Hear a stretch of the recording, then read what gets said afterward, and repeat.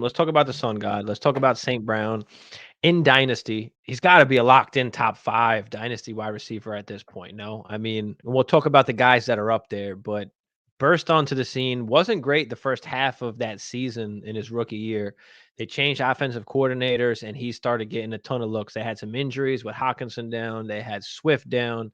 So he really got a chance and he kind of went off that second half of that rookie season. Then going into the next year, a lot of people still doubted him and right away just started proving everybody wrong. And he's kind of worked his way up. He's got to be a top 5, I would think, Dynasty locked in top 5 wide receiver, right? We've got JJ, we've got Chase, we've got CD, AJ Brown, however you want to mix and match that. And then you've got, I think St. Brown is the next guy there because AJ Brown and CD, I think you could flip flop. So I think that Amon fits into that slot after them. What are you thinking about? What are you thinking about Sun God here? Is he locked in top 5?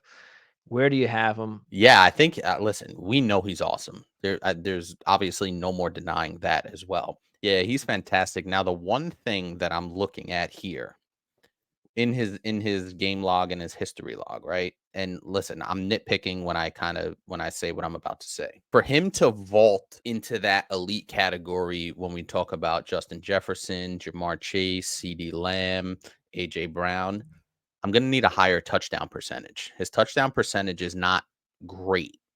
Now he's still finishing. Obviously, he finished 7th in full PPR last year, currently 7th in full PPR this year. So obviously he's a top guy. We know that for sure. But I think if he truly wants to vault into that solidify top 5 and compete with the JJs, the Chases, the AJ Browns, his touchdown percentage, I want to see a little bit more in the touchdown department.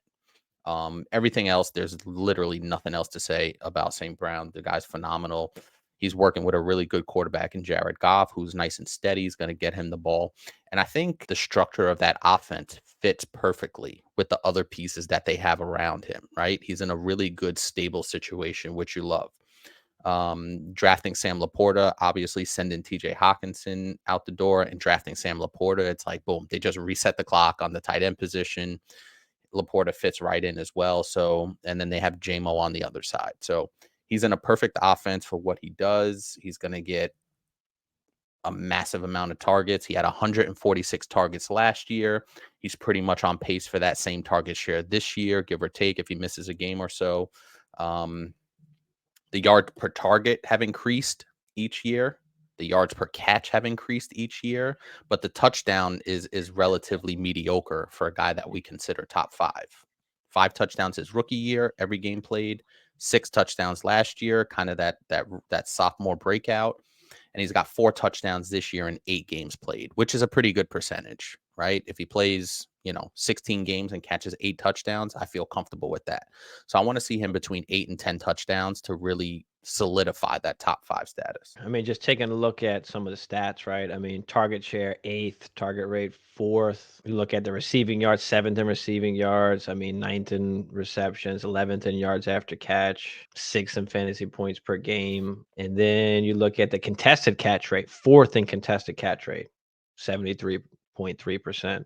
He's first in win rate versus man, third in route win rate altogether. So, I mean, he's an absolute monster. So you wouldn't have him. I mean, we talked about those 4 guys, right? I mean, who would be 5th then? Is the Sun God that number 5? I think he has to be. So who do you have at that 5 spot? Tyreek Hill, obviously older. Stephon Diggs, obviously older. The Garrett Wilson, you want to have him in there if he played with a better quarterback. I think that would be a legitimate conversation if Garrett Wilson was playing with a steady quarterback. But so that's the only guy that I could really kind of move in there. With all those factors considered, he's got to slide into that 5 spot. It's really hard for me to argue anybody else. Are we buying? Are we selling? Are we holding? What is the price? I'll let you take this one first. What are we doing? And, what do you think the price tag is, whether we're buying or selling? I mean, listen, I don't think anybody in their right mind, unless they're in dead last place, would be selling just because he's one of those foundational pieces that we talk about. And even for me, especially in our subscriber league, I'm in 10th out of 12, I believe. And I'm not selling foundational pieces. I'm not doing that because I still need somewhere to start. And Amon-Ra is one of those foundational pieces that you want on your team, even if you're at the bottom somewhere. So I'm not selling him under very many circumstances. Now, somebody blows me away with 3 first-round picks, then all right, now, maybe we're talking. But yeah, I think he's going for 2 firsts at this point, right? Is that the starting offer? I think you gotta A high start first at, like, plus? 2 first pluses has gotta probably start with it, or if you're talking like a mid first, then obviously it's a conversation, but if it's just like a random first or a late first, it's gotta be at least 2 to just get the conversation started at least, at least for me. So, yeah, I mean, obviously, like you said, you're not selling unless your team is absolute trash and you need to split him into multiple assets, but he's definitely 2 plus firsts for sure. You could argue the 3 first range,